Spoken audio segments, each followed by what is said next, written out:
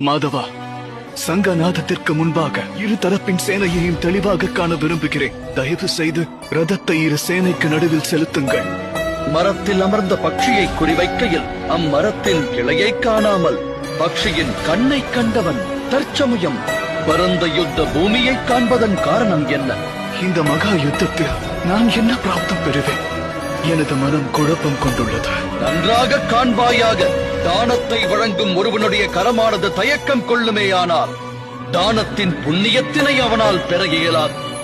வாய்ந்த தேவர்களும் காண இயலாத திவ்ய காட்சியை, எனது விஸ்வரூப தரிசனத்தை நான் உனக்கு வழங்குகிறேன்.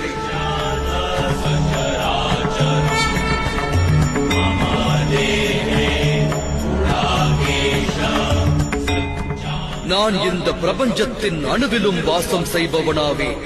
பிரகாச ஒளி பொருந்திய ரவியும் அம்புலியும் நட்சத்திரங்களும் இந்த பரந்தாமனது ஒளியின் துளியாகும் அர்ஜுனா.